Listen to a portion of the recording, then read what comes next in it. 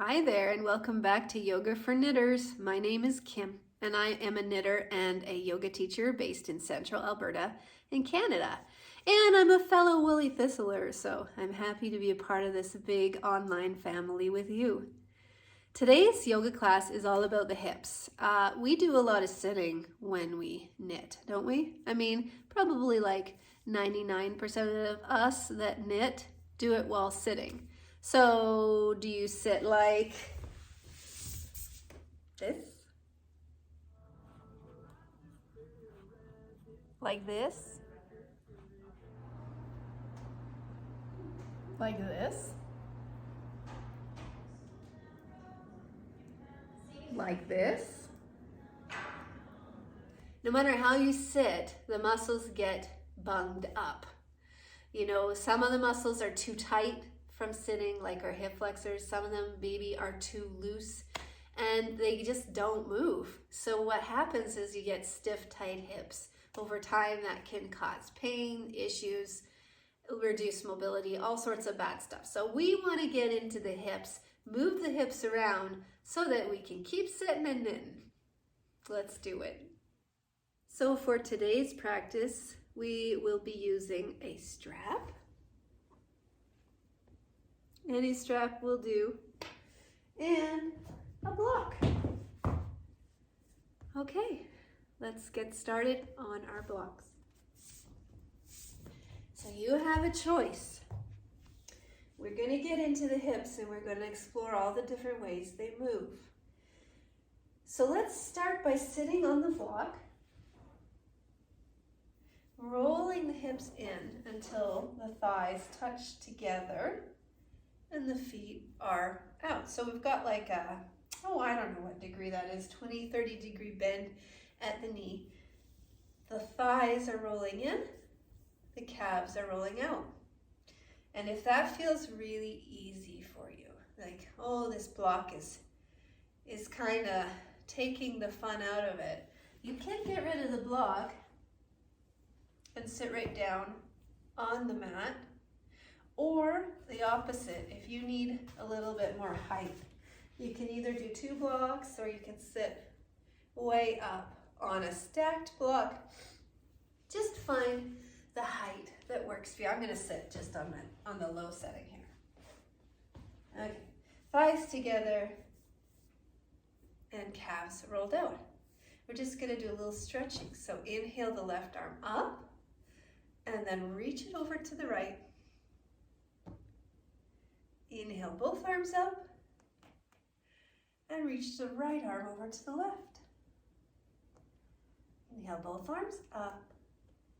And then if you have a cat in front of you, snuggle your cat as you reach forward. Inhale up, hands behind you. Open the heart up to the sky. And then back to center. So we'll do that again. Left arm up and over to the right. Both arms up and over to the left. Both arms up and fold forward. Sit up straight and then reach back. Good. So we've got a little bit of heat going and we're just a little bit more limber now. Excellent. All right, we'll take that block out. You're going to take your right leg back and bend your left knee.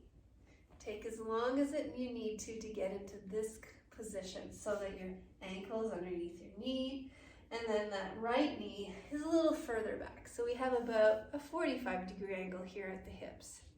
Then reach up, so the torso is lifting up to the ceiling. You can either keep that right back foot flat or bent, and then scoop the hips forward. So now we're stretching through the front gate here. You can keep your hands on your knee or reach them up and keep scooping the hips forward. Good, just breathe deep, breathe low and slow. Long, deep breaths. This isn't a race. We just want to feel good. Then stay here if it feels good for you, or you can take that right hand back, bend that right knee up, and come into a quad stretch, optional. We were already stretching through part of the quad in our low lunge, so this is an additional but not essential stretch. Good. Release it. We're going to slide the hips back, lengthen the left leg so that it's nice and straight, and then hinge over so that we're getting a stretch through the hamstring. Just breathe low and slow, long and deep, and marinate in this. So you want to always be working at around a 6 out of 10. So you don't want this to hurt, but you want to feel something, right? A level 6 of effort.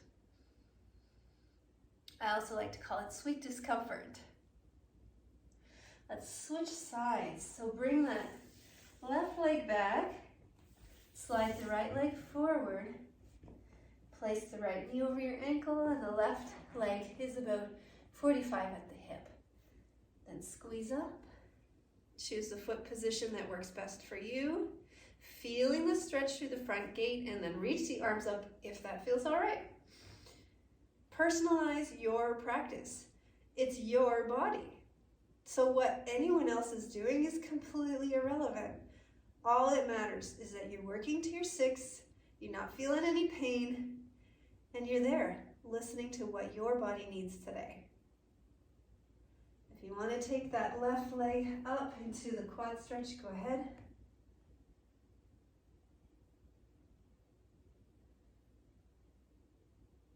Big deep breaths. Let your breathing muscles get into the hips, because after all, everything is connected.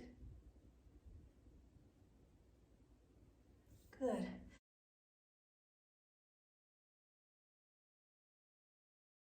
Let's come out of that and roll right onto our backs. You're going to grab your strap.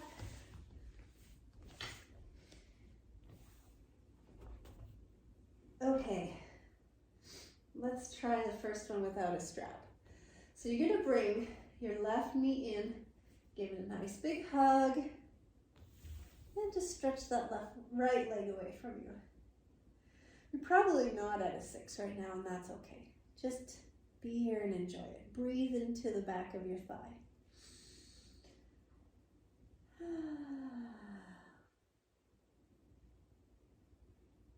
Excellent. Okay, now we're going to bend at the knee, move the thigh outside the frame of the body, and then reach up for the outside of your left foot. So this is a half happy baby if you're aware. If you know your yoga poses, you've probably done this one before.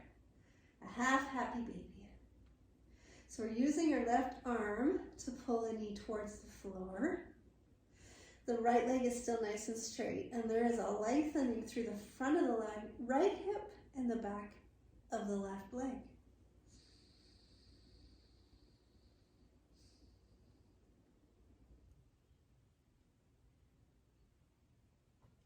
Awesome, awesome. Feels good.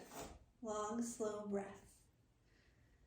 We're going to bring that leg back over, grab your strap along the ball of your left foot and push it away from you like that, so that there's action moving into the strap from your leg, and then your arms are working to hold the strap against the push of your leg, okay?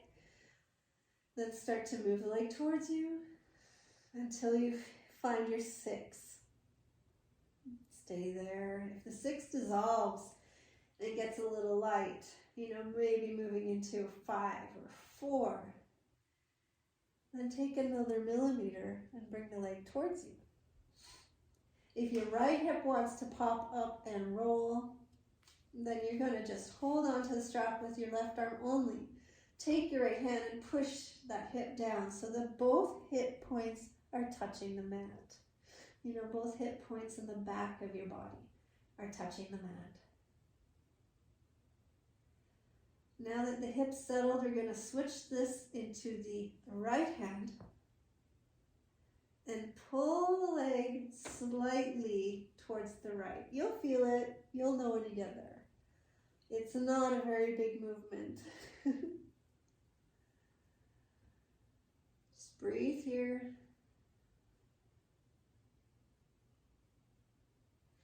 And one more breath cycle. Awesome. Switch to the opposite hand one more time.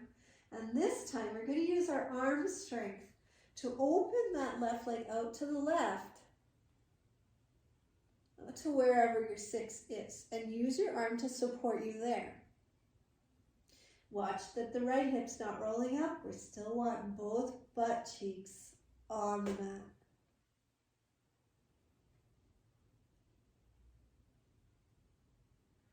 Feels great. Okay, bring it up. Let's switch sides.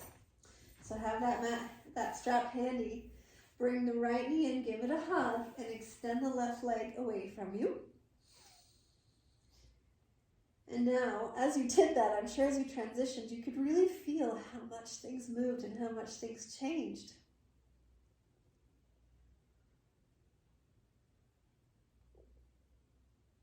And really getting into the hips. Now bring that leg to the outside of the frame of your body. Point the sole of your foot up to heaven and grab the outside of the foot, pull it down. Half happy baby. You've got your x-ray goggles on and you can see what's happening inside your body to your bones. The hip joint is a ball and socket joint, which means the top of the femur, the leg bone, looks like a ball, and the hip is like a cup that the ball sits in, and it can rotate. And the two things that stop our range of motion are either bone, like you can only move a bone so far until it hits another bone, or muscle. So if it's bone, that's it, that's your range of motion. But if it's muscle that's stopping you, then probably with work and practice, you'll be able to increase your range of motion. Awesome. Okay, let's come back to center. Grab your strap. Strap along the ball of your right foot. Push the foot away from you and apply tension with both your leg and your arms. And then with that left leg still flat on the floor and both butt cheeks glued to the mat, we're going to pull that right leg towards you until you're at your 6. Check in. Did that hip move? That side's a little tighter for me. Interesting. We're not going to be the same on both sides, but it's good to be aware. That might be a clue as to how you carry yourself and use your posture at other parts in your day. Are you, for example, standing with more weight on your right leg or your left leg? Try to be aware of your body and your posture at other times in the day so that you can make corrections when needed. We're going to take that strap to the left hand and move it slightly to the left until you feel it, until you find your 6. You won't need to go far.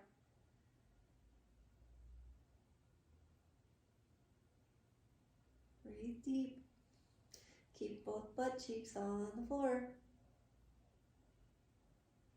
And then we'll switch. Strap to the right hand. Actually, let's hold that left hip. Make sure it doesn't move as we open the right leg out to the right. Wherever it gets to, use your arm muscles. Hold it there. Breathe deep and enjoy it. This is one of those wonderful moments where you're doing for you. Self-care at its finest.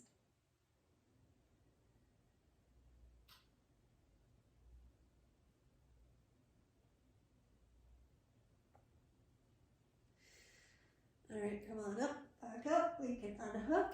Just float that leg down. And notice how the hip area feels. Awesome, awesome. Okay, we got one more. We're going to find that block again. There she be. I'm going to put that block underneath our hips. Right, just like that. It's not graceful, but it'll do. See if you can lean all the way back. So basically at this stage, we're in a supported bridge pose. And if this is feeling really good and you don't want to jinx it, stay here. But if we want to get a little deeper into the hips, then try moving the left leg to straight.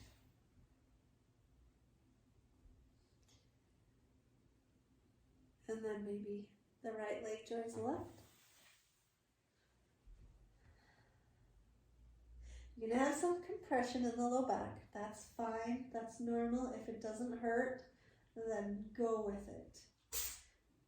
We like compression in the low back when it doesn't hurt because it means that our bones are being pushed together, which doesn't usually happen in our daily life. When you undo that compression, the bones come apart.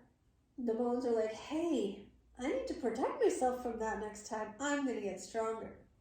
It's just like a callus. Well, I mean, you're not growing a callus on your bone, but it's the same kind of reaction as your skin making a callus. You know, if you were to rub your knuckles all the time, then eventually you would get calluses on the palm of your hand. It's the same idea. We want to strengthen our bones, and especially the bones of the low back.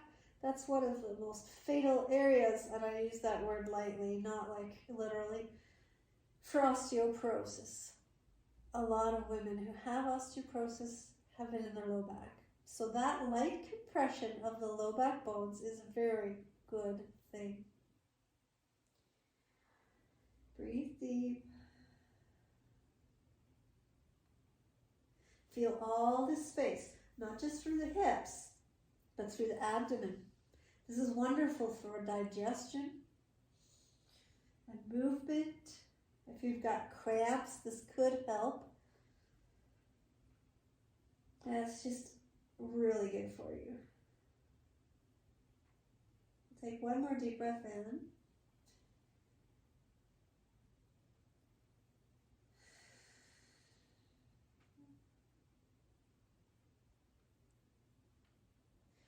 And if you haven't already fallen asleep, to get out of this, you can bend your knees, lift the hips gently and slowly up, slide that block away,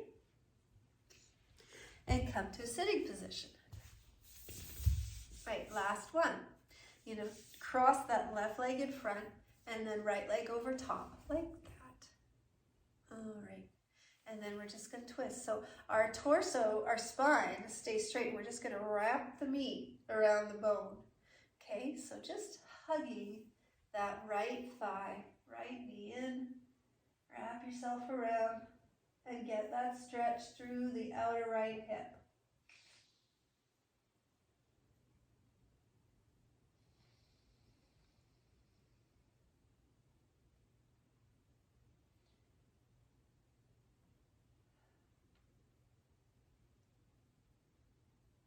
And then we'll go to the other side.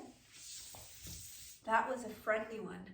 It's a good thing we're not doing fire log today. If you don't know what that is, you're lucky. So we're wrapping our right arm around our left knee, twisting around, and focusing less on the twist and more on the opening in the outer hip.